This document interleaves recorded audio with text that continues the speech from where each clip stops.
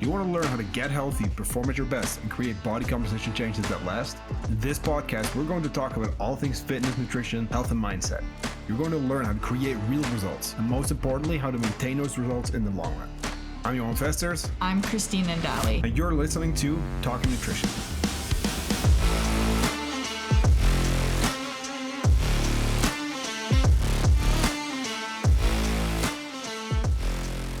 Welcome to the Smoke Show.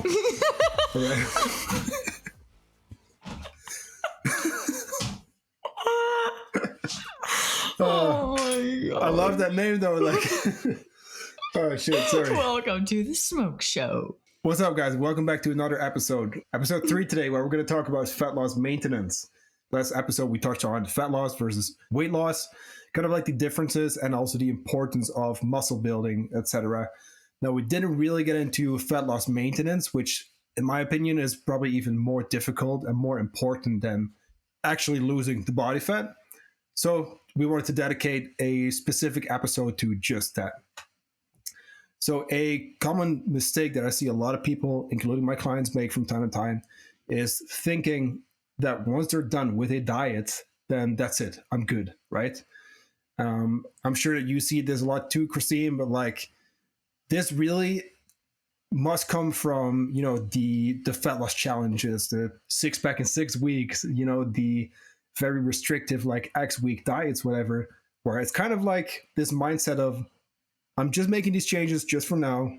I'm losing a whole bunch of weight. I'm going to cut out all my favorite foods. I'm going to hate life for a couple of weeks, but at least I'll lose weight, and then that's it.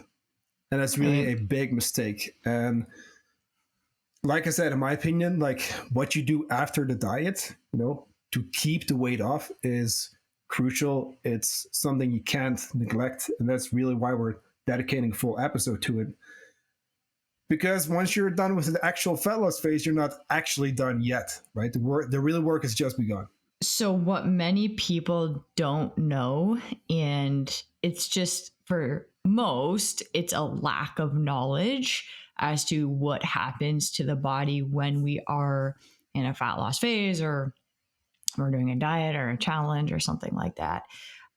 We touched on it before. I mean, we'll probably touch it on a million more times, but it's the metabolism down regulating, right? And so many people will think of that as a plateau, but it's just your body adapting to that lower amount of calories. It's a normal process.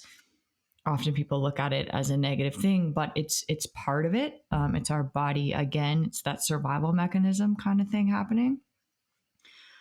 So what happens is you're done this diet and say you're at a very low caloric intake and you've been there for a extended period of time, the body is going to adapt to that amount of calories. So a lot of the time, why we see the weight rebound is because people the diet's potentially too restrictive. So they end up binging and eating everything back, but it just happens too quickly. And we don't give the body enough time to essentially upregulate. So just as it downregulates, the body upregulates. And when we don't give it enough time to do that, we don't increase calories in a controlled manner. This is where we end up gaining the fat back, sometimes worse, right? So that's just something that many people don't understand. They think when the diet's done, it's done, but that's where a coach actually can help immensely, is that reverse diet back up into a more sustainable place, increasing metabolism as we increase calories. That way you can essentially maintain, well, we'll talk about how to maintain, but you can maintain most of those body composition improvements at a higher caloric intake. But again, it just takes time, a little bit of time to get there. Some stuff that a lot of people don't know is, first of all, as you mentioned, the metabolism has slowed down, right? So that's one. Now, second, hunger is through the roof usually by this time, So we're very likely to overeat. to overshoot calories. Now, on top of that, we might even be better at storing body fat in those situations where the body can actually add, new fat cells. So we might even just bounce right back and actually gain more body fat again. So a lot of good reasons to not rush it, right? And not thinking, hey, I'm done already, but instead, hey, let me just stay on point still, just for now. I'm almost there, but we still got to do that transition, and then maybe taking the foot off the gas and just kind of slowing down and enjoying more flexibility. Right. Yeah. So the first point was talking about not being done yet, essentially after the fat loss phase.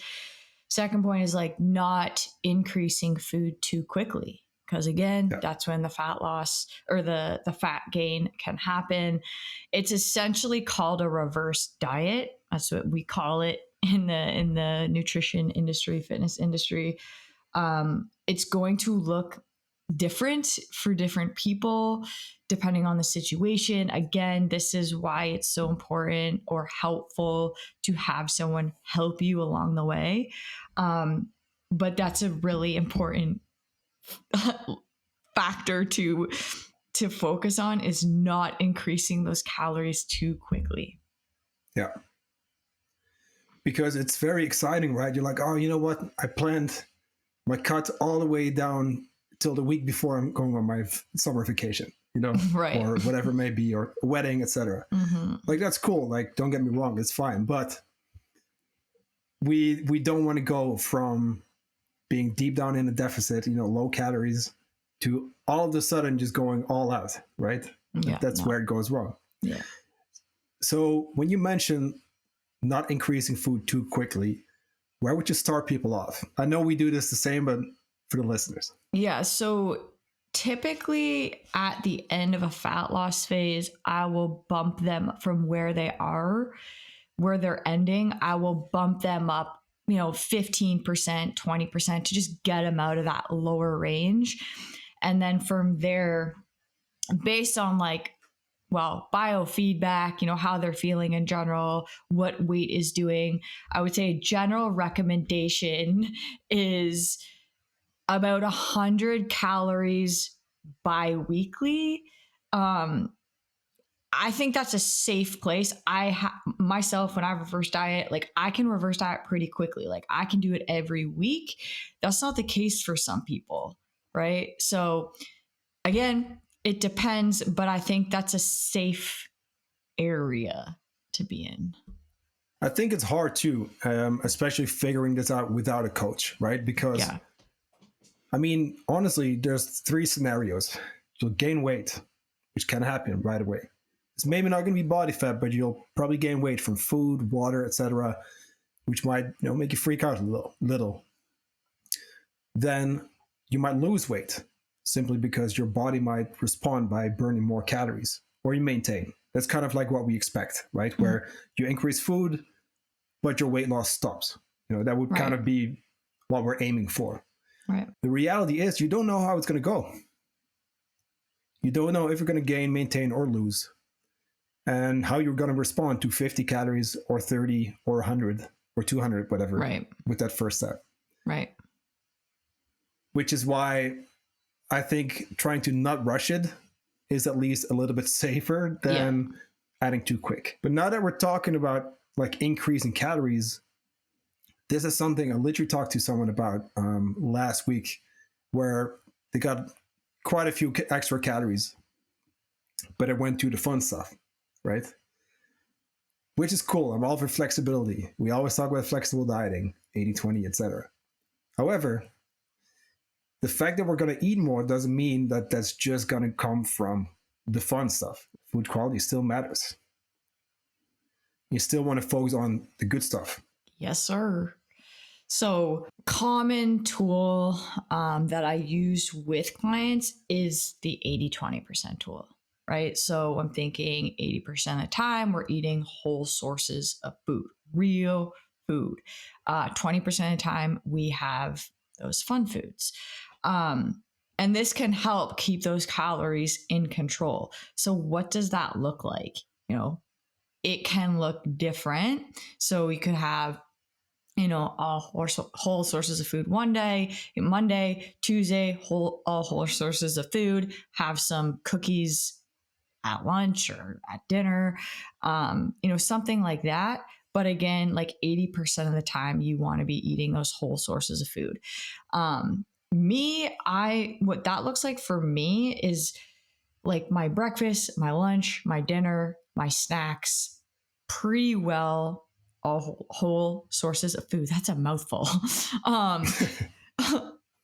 And then I'll add like some sort of processed food in there, like after dinner. Everyone knows I love desserts. I'm also always posting it on my Instagram. Like I'll do something after dinner. And then the next day I'll have a little bit of that in my lunch. But the majority of the time is real foods that are basically one ingredient, right? So if we have that mindset, that can really help to keep things in control following a diet phase. And guys, we're not going to like calculate your 80% and your 20%, right? Yeah, no. Or at least I don't do that, at least. Yeah. But it's more of a mindset, right? Mm-hmm. It's making those choices most of the time. Right.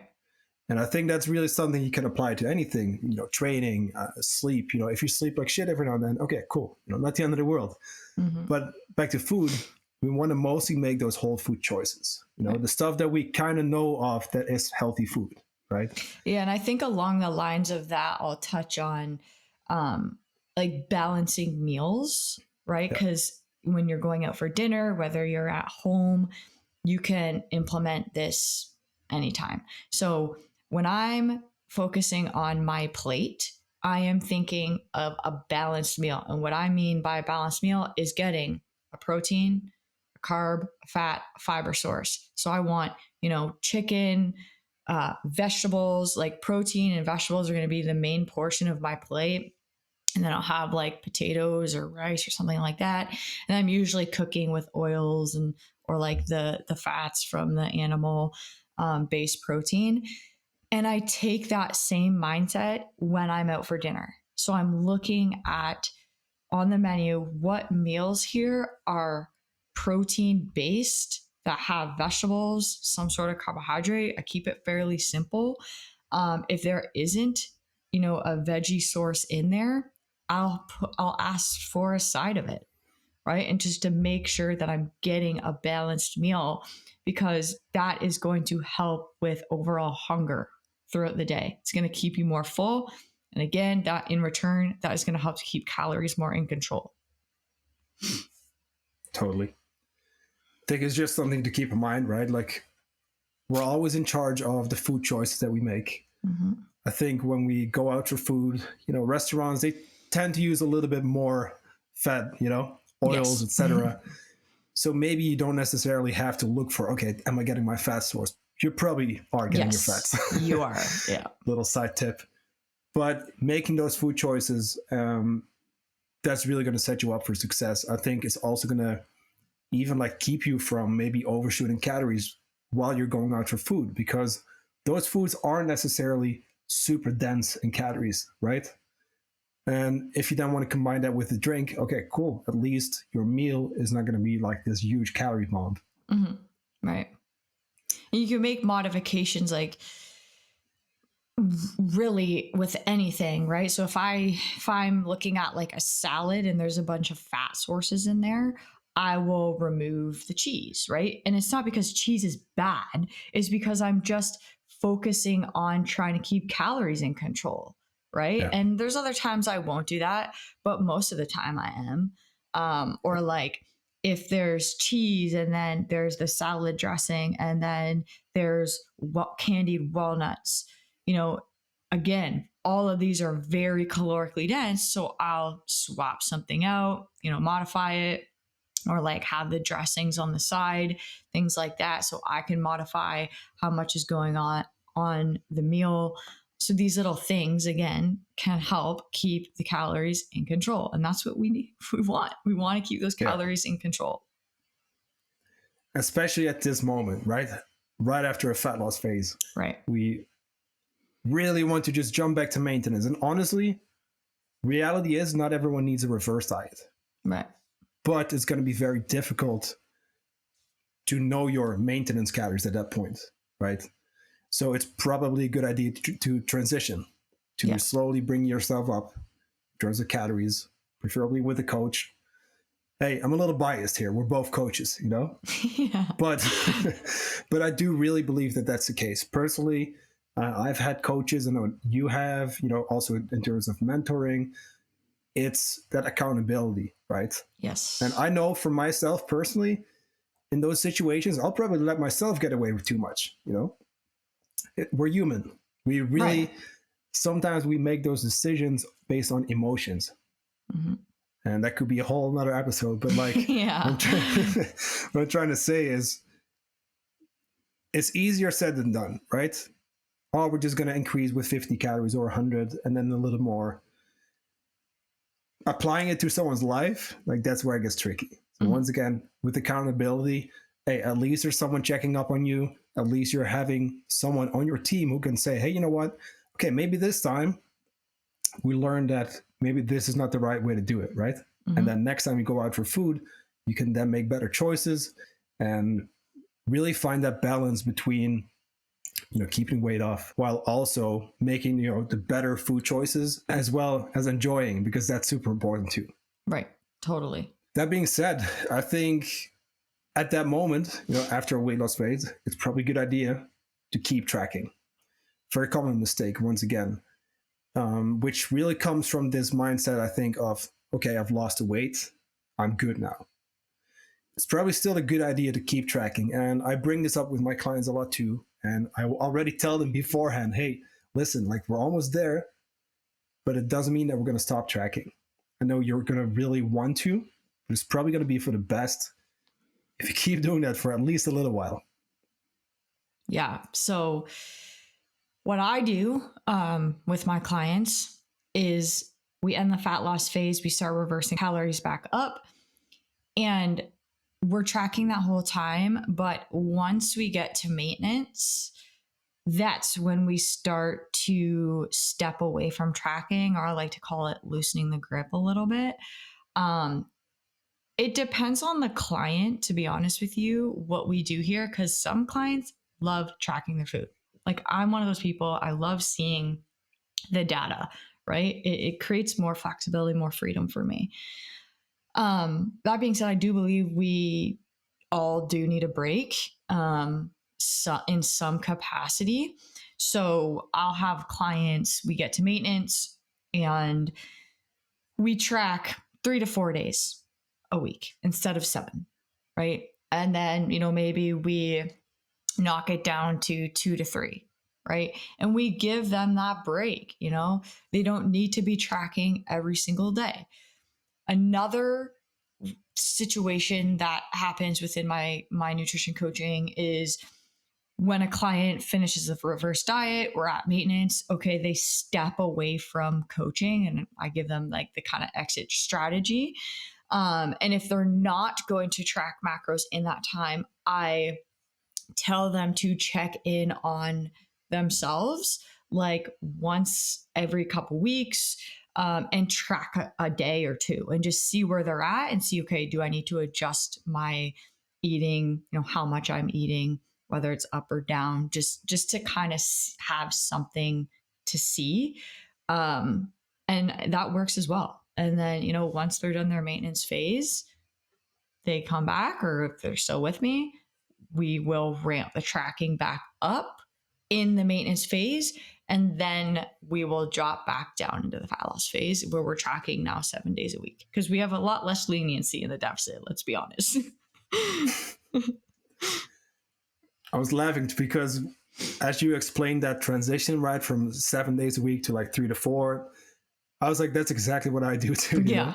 Know? Yeah. Like I know that tracking is always like this thing where, you know, how often have you heard, like, I tried tracking calories, but it didn't work for me? Yeah. You know, many times. A lot of people, including myself, have had shitty experiences with tracking because typically we don't know how to kind of properly do it going into it. Mm-hmm. Like I told you in the first episode, I I thought, cool, maximum weight loss, maximum rate of weight loss, 1,200 calories. I guess that's what I got to do.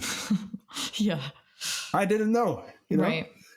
So that's the thing. I think tracking can be a great tool when it's applied correctly. It can really benefit you a whole lot. You'll learn about food portions, right? What's in certain foods, and you can also really control your weight loss or weight gain journey or even maintenance. But it's equally important to be able to do without tracking. Yep. But when the time is right, and that's not while you're still in the deficit. No. So if you're at the end of a fat loss phase and you're listening to this, you're not done yet. Make sure to transition first and then maybe step away from tracking. And that maintaining also goes for most of the things that you've been working on. You want to keep most of your habits. That's why I brought that up, with the challenges and stuff. And hey, I've done challenges too. I think they can be great when they're set up the right way. But the changes that we're making, to get healthier, to achieve your goals, are not temporary. We want to maintain most of those habits, right?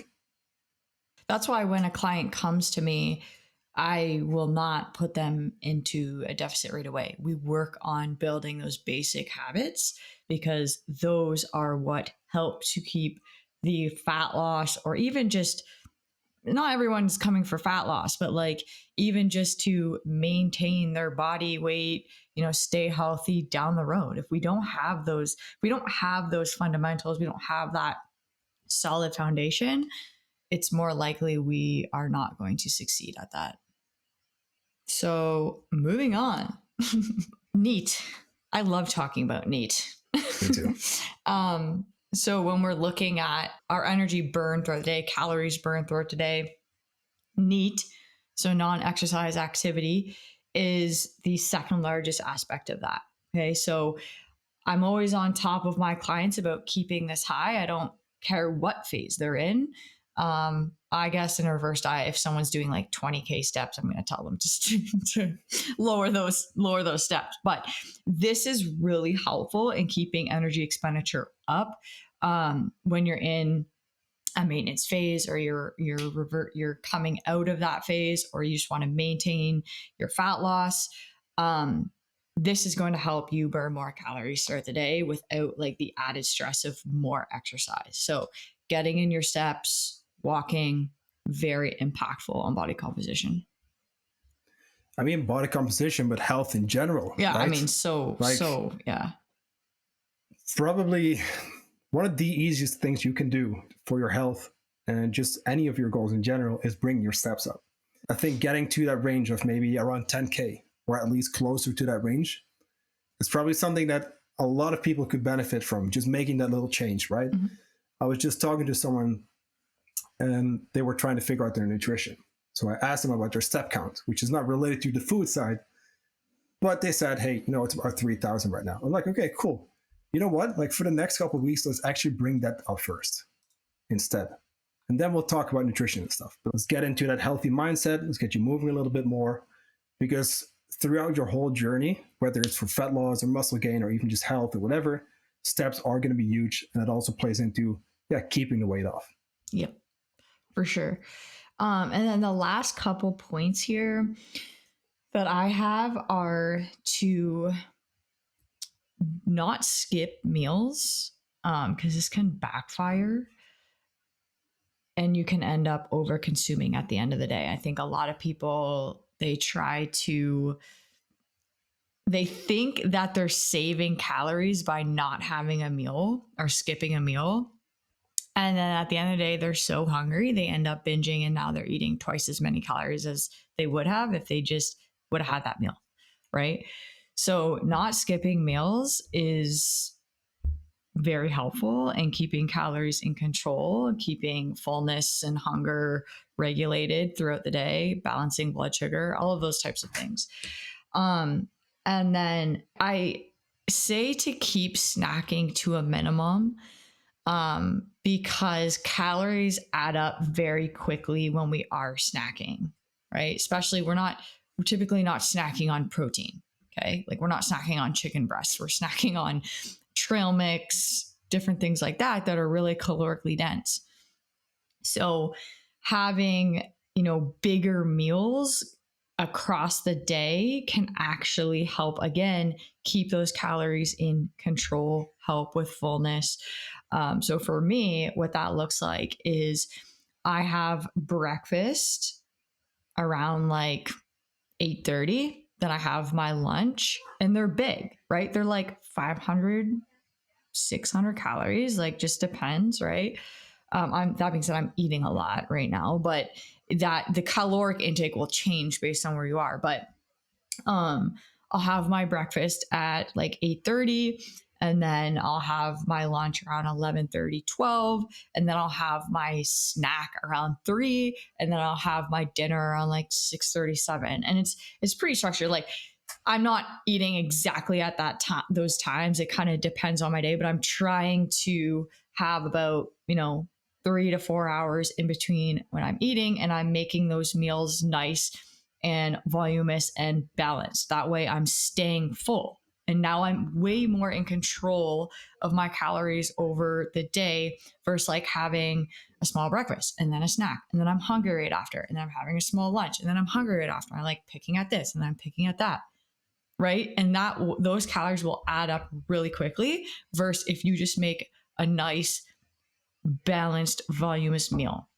So keeping the snacking to a minimum and trying to have a little bit more structure with meals can help most people. Again, everyone's going to be different, but I find that helps myself and my clients.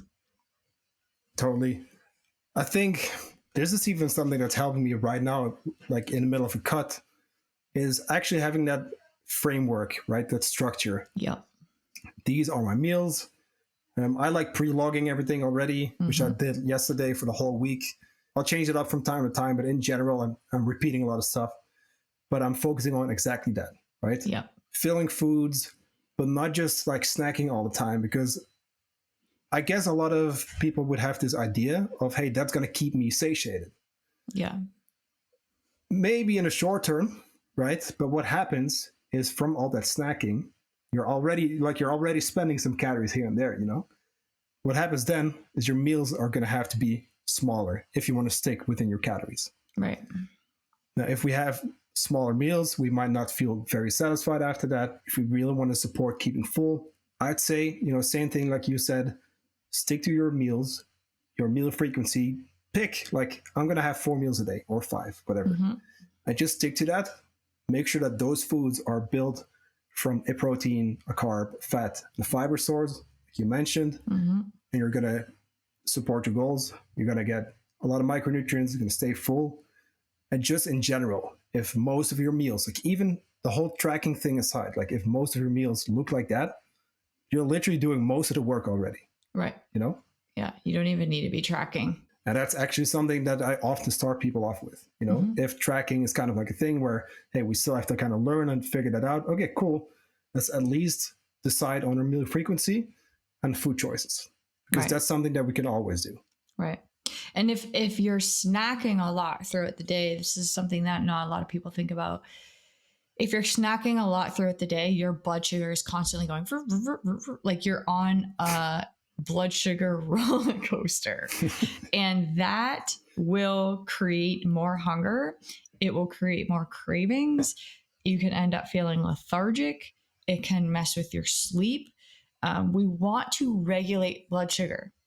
And that's going to happen by, spaced out meals, balanced meals with protein, fiber, fat.